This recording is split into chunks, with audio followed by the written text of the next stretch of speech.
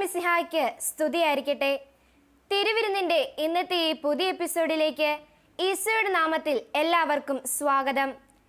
ദൈവിക കരുണയെ പറ്റി നമുക്കൊന്ന് കേട്ടു നോക്കിയാലോ?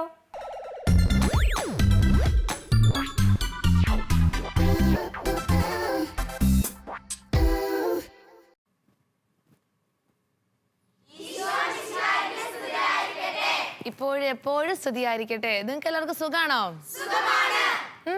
എന്നാ ഉണ്ട് വിശേഷം? എല്ലാവർക്കും നല്ല വിശേഷം അല്ലേ? പിന്നെ നിങ്ങള് നല്ല എനർജറ്റിക് ആണോ സിസ്റ്റർ? ഒന്ന് നോക്കട്ടെ. R you ready? Okay. Hi hi hi hello hello. Okay, നല്ല പിള്ളേരാട്ടോ. ഇനി നമ്മൾ നമ്മുടെ ഫ്രണ്ട്സിനെയും ടീച്ചേഴ്സിനെയൊക്കെ കാണുമ്പോൾ നിങ്ങൾ എങ്ങനെയാണ് നിങ്ങളുടെ ടീച്ചേഴ്സിനെയൊക്കെ വിഷ് ചെയ്യാറ്? എങ്ങനെയാ? ഗുഡ് മോർണിംഗ് എന്ന് പറയും അല്ലേ?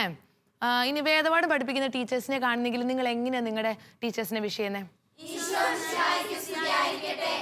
ഈശോ മിശിഹായിക്ക് സ്തുതിയായിരിക്കട്ടെ എന്ന് പറയും. ഇനി നമ്മുടെ മുസ്ലിം സഹോദരങ്ങൾ അവർ പരസ്പരം കുഞ്ഞു കൊച്ചാണെങ്കിൽ പോലും അവർ പരസ്പരം കാണുമ്പോൾ അവരെങ്ങനെയാണ് ഗ്രീറ്റ് ചെയ്യാറ്? അസ്സലാമു അലൈക്കും എന്ന് പറയും അല്ലേ? ഇനി നമ്മൾ എങ്ങനെയാ നമ്മുടെ ഫ്രണ്ട്സിനെയൊക്കെ കാണുമ്പോൾ ഗ്രീറ്റ് ചെയ്യാറ്? അങ്ങനെ ഒന്നും ഇല്ലല്ലേ? എന്നാൽ നമുക്ക് ഒരെണ്ണം പഠിച്ചാലോ? Are you ready?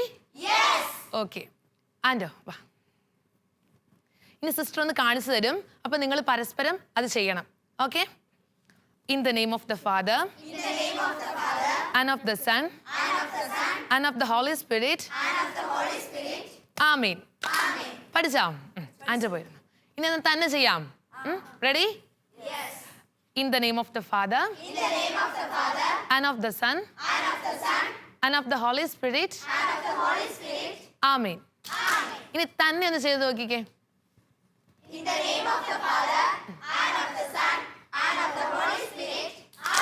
ഓക്കെ, മിടുക്കരാട്ടോ. ഇനി സിസ്റ്റർ ഇപ്പൊ നിങ്ങളോട് പറയാൻ പോകുന്നത് എന്തിനെ പറ്റിയാ നിങ്ങൾക്ക് അറിയാവോ?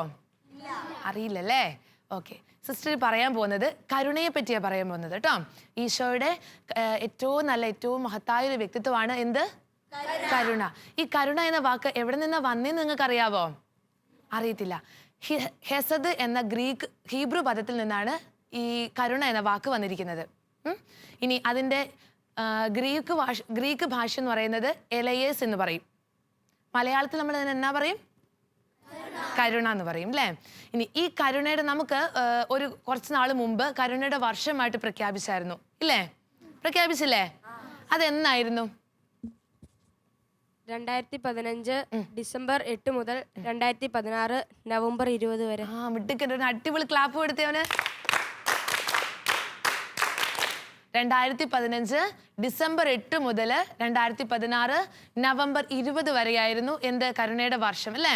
ഇനി അത് ഏത് മാർപ്പാപ്പയാ അത് അങ്ങനെ പ്രഖ്യാപിച്ചത്? പരിശുദ്ധ ഫ്രാൻസിസ് മാർപ്പാപ്പ. ആരായിരുന്നു? പരിശുദ്ധ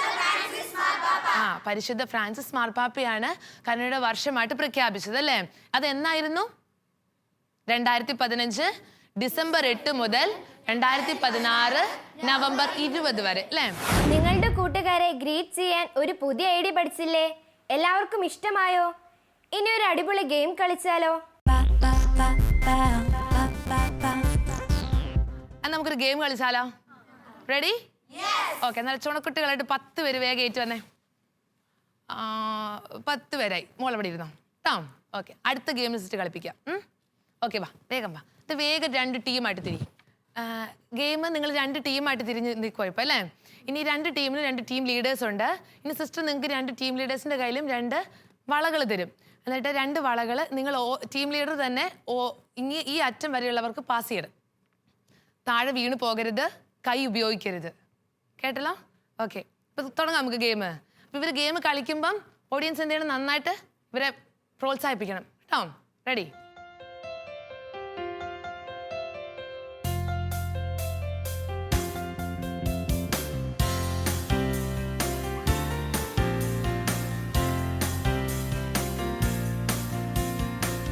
ഗെയിം കളിച്ചത് കണ്ടിട്ട് ഇഷ്ടപ്പെട്ടു എല്ലാവർക്കും? നന്നായിട്ട് ഇഷ്ടപ്പെട്ടു. കളിച്ചിട്ട് നിങ്ങൾക്ക് എന്ത് തോന്നി സച്ചു കളിച്ചോണ്ടിരുന്നപ്പം? വളരെ നല്ലൊരു ഗെയിം ആയിരുന്നു. ടീം ജയിക്കണമെന്ന് ആഗ്രഹം ഉണ്ടായിരുന്നു. ദൈവകൃപയാൽ സാധിച്ചു കിട്ടി. കാണുമ്പോൾ വളരെ എളുപ്പമാണെങ്കിലും കുറച്ച് കഷ്ടപ്പാടുണ്ട്. പാസ് ചെയ്യുമ്പോഴൊക്കെ ചെറുതായിട്ട് ചിലപ്പം മാറിയെല്ലാം പോകാം. പക്ഷെ ദൈവകൃപയാൽ കിട്ടി. ദൈവത്തിന് നന്ദി പറയുന്നു. സച്ചിന്റെ ടീം ജയിച്ചല്ലേ?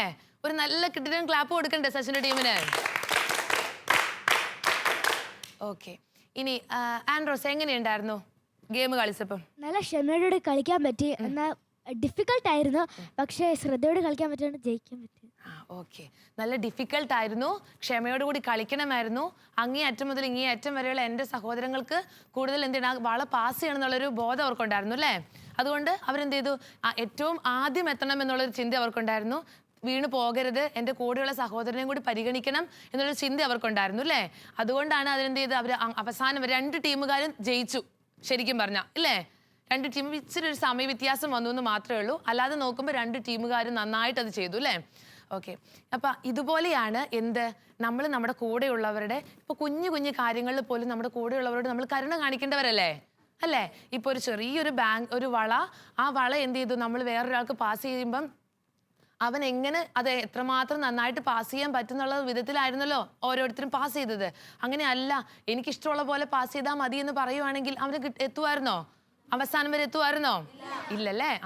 അതുപോലെ നമ്മുടെ കൂടെയുള്ളവരോട്, നമ്മുടെ ടീച്ചേഴ്സിനോട്, നമ്മുടെ അധ്യാപകരോട്, നമ്മുടെ മാതാപിതാക്കളോട് എല്ലാവരോടും നമ്മൾ എന്ത് ചെയ്യണം? കരുണ കാണിക്കുന്നവരായിരിക്കണം അല്ലേ? കരുണയുടെ ലോകത്ത് കരുണാർദ്രമായ ഭാവങ്ങൾ അനവധിയുണ്ട്. വളരുന്ന പുതുതലമുറയ്ക്ക് കരുണയുടെ ഭാവങ്ങൾ ഉൾക്കൊണ്ടുകൊണ്ട് വളരേണ്ടതിന്റെ പ്രാധാന്യം പറഞ്ഞു തരുന്നു സിസ്റ്റർ ആൻമരിയ. ഈ സുവിശേഷങ്ങളിൽ കരുണയെ പറ്റി ഒത്തിരി കാര്യങ്ങൾ പറയുന്നുണ്ട് അല്ലേ? അത്ഭുതങ്ങളുണ്ട്, അടയാളങ്ങളുണ്ട്, എല്ലാം ഉണ്ട്. നമ്മുടെ ബെനഡിക്റ്റ് 16 മാർപ്പാപ്പ പറയാറുണ്ട്, സുവിശേഷങ്ങളുടെ കേന്ദ്രം എന്ന് പറയുന്നത് തന്നെ കരുണ തന്നെയാണ്. ദൈവത്തിന്റെ നാമം എന്താണ്? കരുണ എന്നതാണ് ദൈവത്തിന്റെ നാമം എന്ന് അല്ലേ? ഈശോയുടെ ദൈവത്തിന്റെ നാമം എന്താന്ന് ചോദിക്കുമ്പോ എന്താ ഈശോയുടെ നാമം എന്താ? ഈശോയ്ക്ക് ഒരു നാമം മാത്രമേ ഉള്ളോ? അല്ല, ഈശോ സ്നേഹമാണ്, കരുണയാണ്, അങ്ങനെ ഒത്തിരി നാമമുണ്ട് അല്ലേ? അങ്ങനെ ഈ സുവിശേഷങ്ങളിൽ ഈശോയുടെ കരുണയെ പറ്റി അല്ലെങ്കിൽ കരുണയുടെ അത്ഭുതങ്ങളൊക്കെ പറയുന്ന ഒത്തിരി അത്ഭുതങ്ങളും ഒത്തിരി ഉപമകളും ഒക്കെ ഉണ്ട്. അതിലേതാ ഈശോയുടെ ഈ കരുണയെ പറ്റി കൂടുതൽ സാമ്യമുള്ള അത്ഭുതങ്ങൾ ഏതാ? ധൂർത്തുപുത്രന്റെ ഉപമ. ധൂർത്തുപുത്രന്റെ ഉപമയുണ്ടല്ലേ? അത് ഈശോയുടെ ദൈവത്തിന്റെ കാരുണ്യത്തെ പറ്റി അകമഴിഞ്ഞ് പറയുന്ന ഒരു നല്ലൊരു ഉപമയാ അല്ലേ? അതിനേക്കാളും കുറച്ചും കൂടി കൂടുതൽ സാമ്യമുള്ള ഏത് ഉപമയുള്ളേ സ്റ്റെഫിനെ? ഏത് ഉപമയുള്ളേ? നല്ല സമരിയക്കാരന്റെ ഉപമ. നല്ല സമരിയക്കാരന്റെ ഉപമ അല്ലേ? ഈ നല്ല സമരിയക്കാരന്റെ ഉപമ നിങ്ങൾക്ക് എല്ലാവർക്കും അറിയാവുന്നതല്ലേ? ഇനി അതിന്റെ ഒരു വീഡിയോ നമുക്ക് കണ്ടാലോ?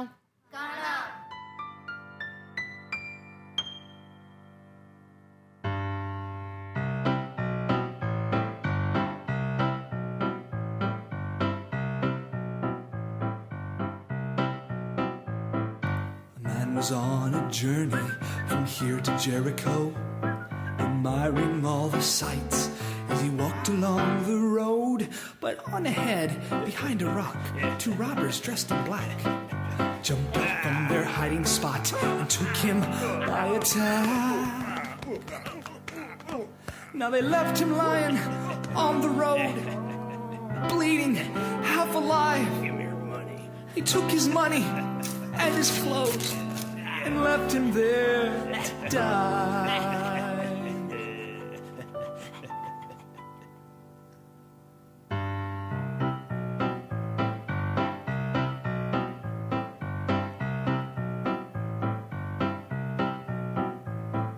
At morning light, a preacher went up for his walk, dressed up in a 3-piece suit with matching Rolex watch.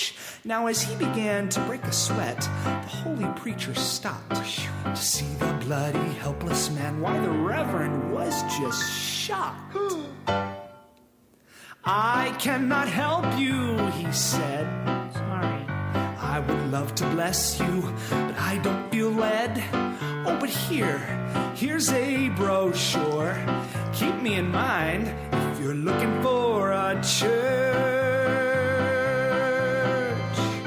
Oh, and bye now. And God bless.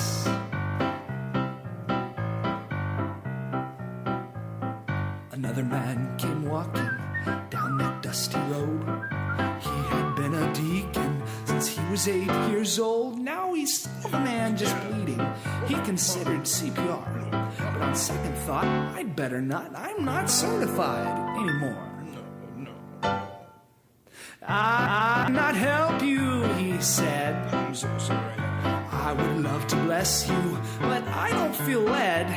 So here's a few bucks, and that's in case you get hungry for some lunch. Oh, and bye now. Oh, and keep praying.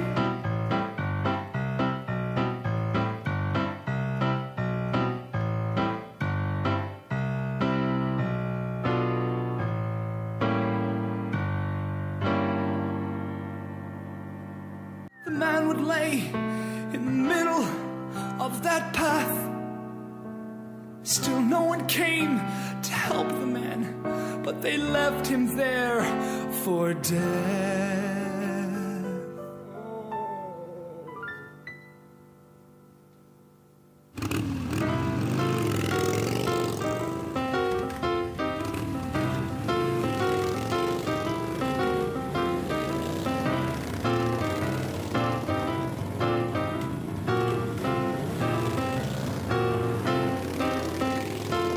When the sun was rising through the mist and fog, a big old dude came riding on his shiny Harley hog. His beard was thick, his hair was long, and on his back it said, Jesus loves the bikers too, as the sun shined on his head. I've got to help you, he said. It's clear you need a warm meal in bed. So he took the man on the back of his bike. And guess what? He saved the man's life. Oh. And the moral of this story is not that hard to get. Love your neighbor as yourself and do what Jesus said. Now, who's my neighbor? Some of you might say, and that's easy, anyone along the way. Oh.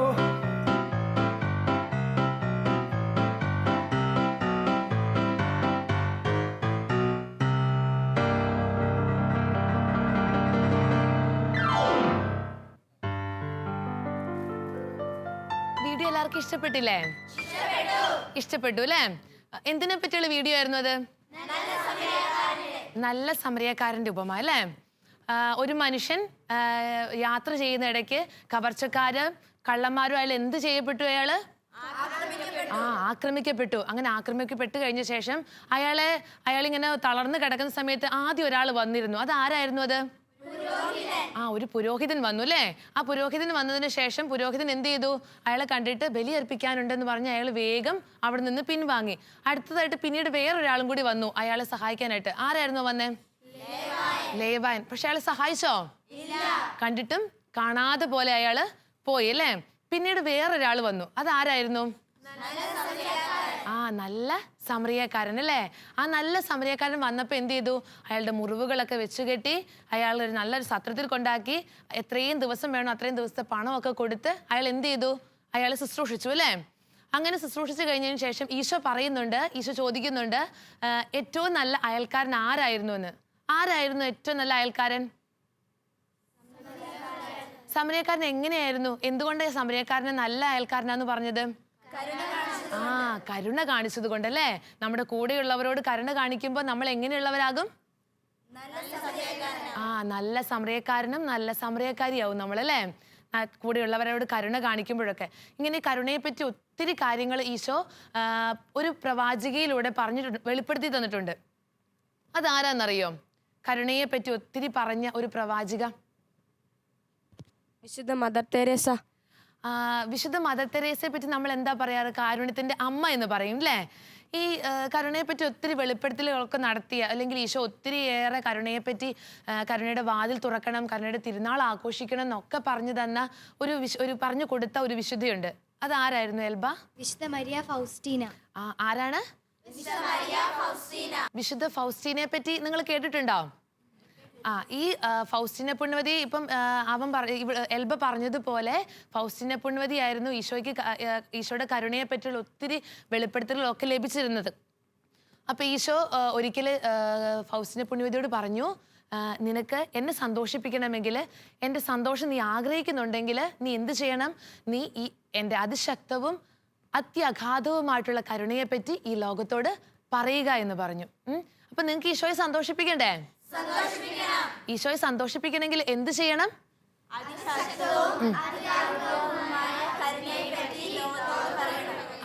ഈ ലോകത്തോട് അതിശക്തമായിട്ടുള്ള അത്യഗാധമായിട്ടുള്ള ആ കരുണയെപ്പറ്റി ഈ ലോകത്തോട് നമുക്ക് പറയണമെന്ന്. അങ്ങനെ ഈ പറയാൻ വേണ്ടിയിട്ട് വിശുദ്ധ ഫൗസ്റ്റിന പുണ്യവതിയിലൂടെ ഈശോ ഒത്തിരി കാര്യങ്ങൾ പറഞ്ഞു കൊടുത്തിട്ടുണ്ട്. എങ്ങനെയാണ് നമ്മുടെ ജീവിതത്തിൽ ഈശോയുടെ കരുണയെപ്പറ്റി നമ്മൾ പറഞ്ഞു കൊടുക്കുക എന്ന്. ആദ്യത്തെ ഒന്നാണ് ദൈവകരുണയുടെ ഛായാചിത്രം വണങ്ങുക എന്ന്. ഇതാണ് ദൈവകരുണയുടെ ഛായാചിത്രം. ഈശോ ഫൗസ്റ്റിന പുണ്യവതി പ്രാർത്ഥിച്ചുകൊണ്ടിരിക്കുന്ന സമയങ്ങളിൽ ഈശോ വെളിപ്പെടുത്തി കൊടുത്ത ചിത്രമാണ് ഈ ചിത്രം. ഈ ചിത്രം വരച്ച് എന്ത് ചെയ്തു? ഈ ചിത്രം വരച്ച് ഇതിന്റെ തിരുനാളൊക്കെ ആഘോഷിക്കണം, ഇതിന്റെ നൊവേന ചൊല്ലി പ്രാർത്ഥിക്കണം എന്നൊക്കെ ഈശോ ഈ ചിത്രത്തിലൂടെ പറഞ്ഞു കൊടുത്തിട്ടുണ്ട്. അങ്ങനെ ആദ്യത്തെ ഒന്നാണ് എന്ത്? ദൈവകരുണയുടെ ഛായാചിത്രം വണങ്ങുക എന്ന്. രണ്ടാമത്തേതാണ് ദൈവകരുണയുടെ പ്രാർത്ഥന. അതെന്താണെന്നറിയണ്ടേ? ഓ ഈശോയുടെ തിരുഹൃദയത്തിൽ നിന്ന് ഞങ്ങൾക്ക് കാരണസ്രോതസ്സായി ഒഴുകിയിറങ്ങിയ തിരുരക്തമേ തിരുജലമേ ഞാൻ അങ്ങയിൽ ശരണപ്പെടുന്നു എന്ന്. ഇത് ഫൗസ്റ്റിന പുണ്യവതി പ്രാർത്ഥിക്കുമ്പോൾ ഒത്തിരി ആത്മാക്കള് എന്ത് ചെയ്യുന്നു? സ്വർഗത്തിലേക്ക് എടുക്കപ്പെടുന്നുണ്ടെന്ന് പറയുന്ന ഒരു പ്രാർത്ഥന ഇത്. ഈ പ്രാർത്ഥന നമുക്ക് പഠിക്കാം. ഇനി സിസ്റ്റർ പറഞ്ഞു തരും, അത് നിങ്ങൾ ഏറ്റു പറയണം കേട്ടോ. ഓ ഈശോയുടെ തിരുഹൃദയത്തിൽ നിന്ന് ഞങ്ങൾക്ക് കാരുണ്യസ്രോതസ്സായി ഒഴുകിയിറങ്ങിയ തിരുരക്തമേ തിരുജലമേ ഞാൻ അങ്ങയിൽ ശരണപ്പെടുന്നു. ഇങ്ങനെ പ്രാർത്ഥിക്കുമ്പം നമ്മൾ എന്ത് ചെയ്യണം? ഒത്തിരി ആത്മാക്കളെ രക്ഷിക്കണേ എന്ന വിശ്വാസത്തോടു കൂടി നമ്മൾ ഈ പ്രാർത്ഥന പ്രാർത്ഥിക്കുമ്പം ഒത്തിരി ആത്മാക്കള് സ്വർഗത്തിലേക്ക് എടുക്കപ്പെടും. ഇനി മൂന്നാമത്തതാണ് ദൈവകരുണയുടെ സമയമായ ഉച്ച കഴിഞ്ഞ് 3 മണി. ഉച്ച കഴിഞ്ഞ് 3 മണിക്ക് നമ്മൾ നേരത്തെ പഠിച്ച ഈ പ്രാർത്ഥനയില്ലേ, ദൈവകരുണയുടെ പ്രാർത്ഥന. ഈ ദൈവകരുണയുടെ പ്രാർത്ഥന ഉച്ച കഴിഞ്ഞ് 3 മണിക്ക് നമ്മൾ ചൊല്ലുമ്പം എന്ത് ചെയ്തു? ഒത്തിരി പാപികളുടെ മാനസാന്തരം ലഭിക്കും. ഈശോയ്ക്ക് ഏറ്റവും ഇഷ്ടമുള്ള പ്രവൃത്തി അതാ. ഈശോ പറഞ്ഞിട്ടുണ്ട്, ഫൗസ്റ്റിന പുണ്യവതിയോട് ഒരിക്കൽ പറഞ്ഞു കൊടുത്തിട്ടുണ്ട്, 1 വർഷം മുഴുവൻ നീ ചാട്ടവാറടിയേറ്റ് എനിക്ക് വേണ്ടി പീഡനം സഹിച്ചാലും ഈ പ്രാർത്ഥന ചൊല്ലി, എൻ്റെ കരുണയുടെ നൊവേന ചൊല്ലി നീ പ്രാർത്ഥിക്കുമ്പോഴൊക്കെ ഈശോയെ ഏറ്റവും കൂടുതൽ ഞാൻ സന്തോഷിക്കുന്നത് ആ സമയങ്ങളിലാണെന്ന് ഈശോ പറഞ്ഞു കൊടുത്തിട്ടുണ്ട്. ഇനി നാലാമത്തതാണ് ദൈവകരുണയുടെ ജപമാല. നമ്മുടെ സാധാരണ നമ്മുടെ പള്ളിയിൽ ചൊല്ലാറുണ്ട് അല്ലേ? രാവിലെ 6 മണിക്ക് ഈശോയെ എടുത്തു വെച്ച് കഴിയുമ്പം നമ്മൾ കരുണക്കൊന്ത ചൊല്ലി പ്രാർത്ഥിക്കും അല്ലേ? ഈ ലോകമെമ്പാടുമുള്ള ജനതകൾക്ക് വേണ്ടി, നമ്മുടെ ഇടവകയ്ക്ക് വേണ്ടി, ഒത്തിരി ആത്മാക്കൾക്ക് വേണ്ടിയൊക്കെ നമ്മൾ ഈശോ ആ സമയങ്ങളിൽ പ്രാർത്ഥിക്കും. അങ്ങനെ ചൊല്ലി പ്രാർത്ഥിക്കുമ്പം ഈശോ പറയുന്നുണ്ട്, ആത്മാക്കളെ സ്വർഗത്തിലേക്ക് കയറ്റുന്നുള്ള ഒരു ഗോവണിയാണ് അല്ലെങ്കിൽ ഒരു ചവിട്ടുപടിയാണ് ദൈവകരുണയുടെ ജപമാല ചൊല്ലി പ്രാർത്ഥിക്കുന്നതെന്ന്. ഇനി 5ാമത്തതാണ് ദൈവകരുണയുടെ നൊവേന. അതായത് 9 ദിവസം ചൊല്ലി പ്രാർത്ഥിക്കുന്നതാണ് എന്ത്? ദൈവകരുണയുടെ നൊവേന. എല്ലാ നൊവേനകളും അങ്ങനെയല്ലേ? 9 ദിവസം മുടങ്ങാതെ പ്രത്യേക കാര്യത്തിന് വേണ്ടി, പ്രത്യേക നിയോഗത്തിന് വേണ്ടി നമ്മൾ ചെയ്യുന്ന ഒരു പ്രാർത്ഥന അല്ലേ? അങ്ങനെ ഈ പ്രാർത്ഥനയുടെ ഒരു പ്രത്യേകത, ഒരു നിയോഗം ഉണ്ടാവും ഒരു ദിവസം. ആ നിയോഗത്തിന് ശേഷം ഒരു കരുണക്കൊന്ത ചൊല്ലി പ്രാർത്ഥിക്കും. അതിനുശേഷം എന്താണ്? ദൈവകരുണയുടെ ലുത്തീനെ ചൊല്ലി അതിൻ്റെ സമാപന പ്രാർത്ഥന ചൊല്ലി അവസാനിപ്പിക്കും. അങ്ങനെ 9 ദിവസം മുടങ്ങാതെ ചൊല്ലുമ്പോൾ അതെന്ത് ചെയ്യും? നമ്മൾ എന്ത് ആഗ്രഹിക്കുന്നോ, നമ്മുടെ എന്ത് അസാധ്യമായിട്ട് നമ്മൾ വിചാരിക്കുന്ന കാര്യങ്ങൾ ഈശോ അത് നടത്തിത്തരും. അതിനാണ് ദൈവകരുണയുടെ നൊവേന. ഈശോയ്ക്ക് ഏറ്റവും ഇഷ്ടമുള്ള വേറൊരു പ്രാർത്ഥനയാണിത്, ദൈവകരുണയുടെ നൊവേന ചൊല്ലി പ്രാർത്ഥിക്കുന്നത്. ഇപ്പം നമ്മൾ വിചാരിക്കും, പ്രാർത്ഥന ഞങ്ങൾ ഇന്നും പ്രാർത്ഥിക്കുന്നുള്ളൂ, ഞങ്ങൾക്കൊന്നും ഇല്ലല്ലോ എന്ന് നമ്മൾ വിചാരിക്കും അല്ലേ? അങ്ങനെ വിചാരിക്കില്ലേ? പക്ഷേ നമ്മൾ ചൊല്ലി പ്രാർത്ഥിക്കുന്ന നമുക്കും കേൾക്കുന്നവർക്കും ആ പ്രദേശത്തും ഒക്കെ എന്ത് ചെയ്യും? ദൈവിക ചൈതന്യം കൊണ്ട് നിറയുന്നതായിട്ട് നമുക്ക് അനുഭവപ്പെടും. എത്രണ്ണം പഠിച്ചു ഇപ്പം നമ്മൾ? 5 എണ്ണം പഠിച്ചു. പിന്നെ പറഞ്ഞു ഈശോ ഫൗസ്റ്റിന പുണ്യവതിയോട് പറഞ്ഞു, എൻ്റെ ദൈവകാരുണ്യത്തെ പറ്റി പ്രഘോഷിക്കുന്നതിന് വേണ്ടി അതിനായിട്ടൊരു ദിവസം തന്നെ നീ വെക്കണമെന്ന്. അപ്പം ഈശോ പറഞ്ഞു കൊടുത്തു, ഈസ്റ്റർ കഴിഞ്ഞ് വരുന്ന ഞായറാഴ്ചയാണ് ദൈവകരുണയുടെ തിരുനാളായിട്ട് നീ ആഘോഷിക്കണമെന്ന്. അപ്പം 6ാമത്തെ കാര്യം ഏതാ? ദൈവകരുണയുടെ തിരുനാൾ. അങ്ങനെ ഈശോ ഫൗസ്റ്റിന പുണ്യവതിയോട് പറഞ്ഞു, ഈ ദിവസം വിശുദ്ധമായ ചിന്തകളോടെ, വിശുദ്ധ കുമ്പസാരമൊക്കെ സ്വീകരിച്ച് വിശുദ്ധ കുർബാന സ്വീകരിക്കുന്ന ആ ആത്മാക്കളിലേക്ക് ദൈവം ഒത്തിരി കൃപകൾ ചൊരിയുമെന്ന് പറഞ്ഞു കൊടുത്തു. അപ്പം ആ സമയങ്ങളിൽ നമ്മുടെ എല്ലാ സകല പാപങ്ങളും നമുക്ക് മോചിക്കപ്പെട്ട് നല്ല വിശുദ്ധമായൊരു ജീവിതം നമുക്ക് സ്വർഗത്തിലേക്ക് കയറാൻ പാകത്തിനുള്ള നല്ലൊരു ആത്മാവിനെ നൽകി ഈശോ നമ്മളെ അനുഗ്രഹിക്കും. അതിനു വേണ്ടിയിട്ട് ഈശോ പറഞ്ഞ ദിവസം ഏതായിരുന്നു? ഈസ്റ്റർ കഴിഞ്ഞ് വരുന്ന ഞായറാഴ്ച. അന്നാണ് ദൈവകരുണയുടെ തിരുനാളായിട്ട് നമ്മൾ ആഘോഷിക്കുന്നത് അല്ലേ? ദൈവകരുണയുടെ തിരുനാളായിട്ട് ആഘോഷിക്കുന്നത്. അപ്പൊ 8 എണ്ണം പഠിച്ചു? ഇനി 6 എണ്ണം പഠിച്ചു. ഇനി ദൈവകാരുണ്യ പ്രവർത്തികൾ. കാരുണ്യ പ്രവർത്തികൾ നമുക്ക് എല്ലാവർക്കും അറിയാവുന്നതല്ലേ അല്ലേ? ദൈവകാരുണ്യ പ്രവർത്തികൾ എത്ര എണ്ണം ഉണ്ട്? കാരുണ്യ പ്രവർത്തികൾ 14 എണ്ണം ഉണ്ട്. ശാരീരികവും ഉണ്ട്, ആത്മീകവും ഉണ്ട്. അങ്ങനെ ഈ 14 കാര്യങ്ങൾ നമ്മുടെ ഇപ്പം കൂടെയുള്ള ഒരു സഹോദരനെ നമ്മൾ സ്നേഹിക്കുമ്പോൾ സഹായിക്കുമ്പോൾ അത് കാരുണ്യ പ്രവൃത്തിയല്ലേ? അറിയാൻ പാടില്ലാത്ത കാര്യങ്ങൾ നമ്മൾ പറഞ്ഞു കൊടുക്കുമ്പോൾ അവരുടെ സംശയങ്ങൾ തീർത്തു കൊടുക്കുമ്പോൾ അത് നമ്മുടെ കാരുണ്യ പ്രവൃത്തിയല്ലേ? അങ്ങനെയൊക്കെ ഈ കുഞ്ഞു കുഞ്ഞു കാര്യങ്ങളിലൊക്കെ നമ്മൾ ഈശോയുടെ കാരുണ്യ പ്രവൃത്തികളിൽ ഏർപ്പെടുമ്പോൾ ഈശോ നമ്മളെ ഒത്തിരിയേറെ അനുഗ്രഹിക്കും. ചിലപ്പോൾ നമുക്ക് പഠിച്ച ചിലപ്പോൾ ഓർമ്മയൊന്നും ഉണ്ടാവില്ല. ചിലപ്പോൾ എത്ര പഠിച്ചിട്ട് കിട്ടുന്നില്ല എന്ന് നമ്മൾ വിചാരിക്കും. അപ്പം നമ്മൾ എന്ത് ചെയ്യണമെന്നറിയോ? നമ്മുടെ കൂടെയുള്ള എന്നെക്കാളും പഠിക്കാൻ പറ്റാത്ത ഒരു കുട്ടിയുടെ അടുത്ത് ചെന്നിരുന്നിട്ട് നമ്മൾ എന്ത് ചെയ്യണം? അവർക്ക് പറഞ്ഞു കൊടുക്കണം. ഇങ്ങനെയാണെന്ന് പറഞ്ഞു കൊടുക്കണം. അങ്ങനെ പറഞ്ഞു കൊടുക്കുമ്പോൾ ഈശോ നമ്മളെ അനുഗ്രഹിക്കും. ആ സമയത്ത് ചിലപ്പോൾ നമ്മൾ പറഞ്ഞു കൊടുത്തത് മാത്രമേ ഉണ്ടാവുള്ളൂ. പരീക്ഷയുടെ സമയത്ത് നമുക്ക് എന്ത് ചെയ്യും? അതൊക്കെ ഇങ്ങനെ ഈശോ ഇങ്ങനെ ഈ ഒരു വെള്ള പേപ്പറിൽ ഇങ്ങനെ എഴുതി ഇങ്ങനെ കാണിച്ചു തരുന്ന പോലെ നമുക്ക് ഈശോ കാണിച്ചു തരും അല്ലേ? അങ്ങനെ നിങ്ങളൊന്ന് ടെസ്റ്റ് ചെയ്യണം കേട്ടോ. പരീക്ഷയ്ക്ക് നിങ്ങൾക്ക് പഠിക്കാൻ പറ്റില്ല എന്ന് നിങ്ങൾ വിചാരിക്കുന്ന കാര്യങ്ങൾ ഈശോയുടെ നാമത്തിൽ നിങ്ങൾ പഠിച്ചു നോക്കിക്കോ. ആ സമയത്ത് നിങ്ങൾക്ക് എല്ലാം നന്നായിട്ട് പഠിച്ച് തീർക്കാൻ പറ്റും. അങ്ങനെ ഇപ്പം ഏതാ പറഞ്ഞ സിസ്റ്റർ? ദൈവകാരുണ്യ പ്രവർത്തികൾ ചെയ്യണമെന്ന്. ഇനി അടുത്തതാണ് ദൈവകരുണയുടെ പ്രഘോഷണം. ഈ ദൈവകാരുണ്യ പ്രവർത്തികൾ ഇപ്പം നിങ്ങളുടെ കൂടെയുള്ള ഒരു സഹോദരിക്ക് അല്ലെങ്കിൽ കൂടെയുള്ള ഒരു കൂട്ടുകാരിക്ക് നിങ്ങൾ പറഞ്ഞു കൊടുക്കുമ്പോൾ മറ്റുള്ളവർ കാണുമ്പോൾ അവരെന്ത് വിചാരിക്കും? ഓ കണ്ടോ, അവളതെല്ലാം പറഞ്ഞു കൊടുക്കുന്നുണ്ട്, അവൾ എപ്പോഴും അങ്ങനെ എല്ലാവരുടെയും സംശയങ്ങളൊക്കെ മാറ്റി കൊടുക്കാറുണ്ട് എന്ന് പറയൂ അല്ലേ? അങ്ങനെ ചെയ്യുമ്പോൾ നമ്മൾ എന്താ ചെയ്യുന്നത്? ഈശോയെ പ്രഘോഷിക്കുകയാണ് ചെയ്യുന്നത് അല്ലേ? ഉറക്കെ പറഞ്ഞ ഈശോയെ അങ്ങനെയാണ് നമ്മുടെ ജീവിതത്തിൽ ഈശോയെ പ്രഘോഷിക്കേണ്ടത് അല്ലേ? ഇപ്പം ഒത്തിരിയേറെ വലിയ വലിയ കാര്യങ്ങൾ ഇപ്പം ബൈബിളൊക്കെ എടുത്തു വെച്ച് പറയാൻ നമുക്ക് പറ്റത്തില്ലല്ലോ, അത് നമുക്ക് അറിയത്തില്ല. പക്ഷെ എന്ത് ചെയ്യണം? നമ്മൾ ഇങ്ങനെ കുഞ്ഞു കുഞ്ഞു കാര്യങ്ങൾ മറ്റുള്ളവരെ സഹായിക്കുമ്പോൾ ദൈവകാരുണ്യ പ്രവർത്തികൾ നമ്മുടെ ജീവിതത്തിൽ ചെയ്യുമ്പം നമ്മൾ എന്ത് ചെയ്യും? മറ്റുള്ളവരെ കൂടുതൽ സന്തോഷിപ്പിക്കുകയും ചെയ്യും. ഈശോയുടെ നാമം അല്ലെങ്കിൽ ഈശോയുടെ കരുണയെ പറ്റി ഒത്തിരി നമ്മൾ അറിയാതെ പോലും പ്രഘോഷിക്കുകയും ചെയ്യുന്നത് അല്ലേ? ഇനി അടുത്തതാണ് വിശുദ്ധമായിട്ടുള്ള കുമ്പസാരം. കുമ്പസാരം നമ്മളെല്ലാവരും എപ്പോഴാണ് കുമ്പസാരിക്കാറ്? 2 ആഴ്ച കൂടുമ്പോൾ അല്ലേ? 2 ആഴ്ച കൂടുമ്പോൾ എല്ലാവരും കുമ്പസാരിക്കാറില്ലേ?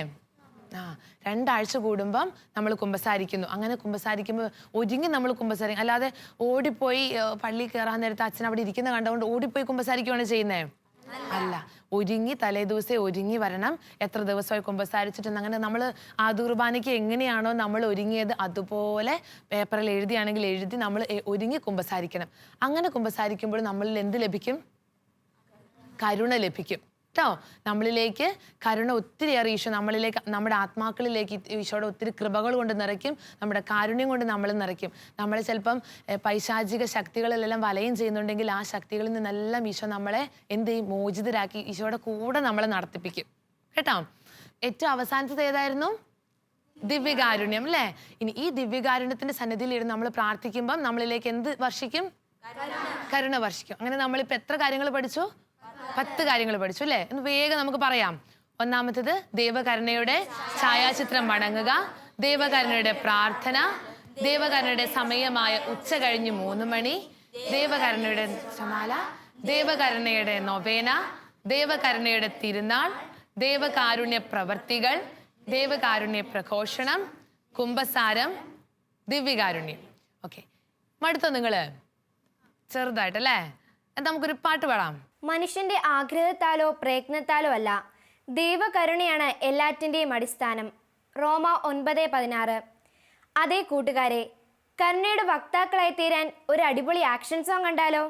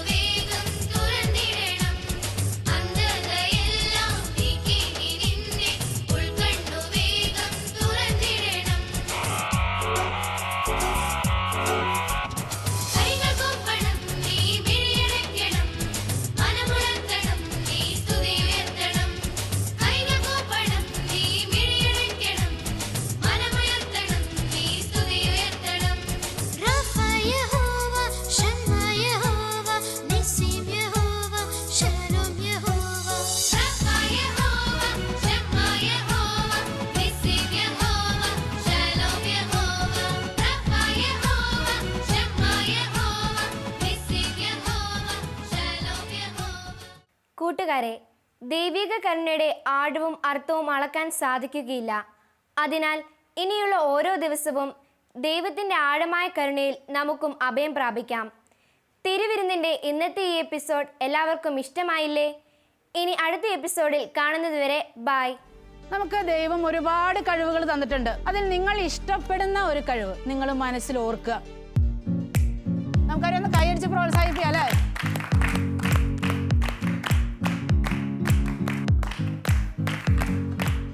ആത്മവിശ്വാസത്തിന്റെ ഒരു ഭാഗമാണ് ശുഭാപ്തി വിശ്വാസം. ഒരു നാണയത്തിന്റെ ഇരുവശങ്ങൾ പോലെയാണത്. എന്റെ പൊന്നീശോയേ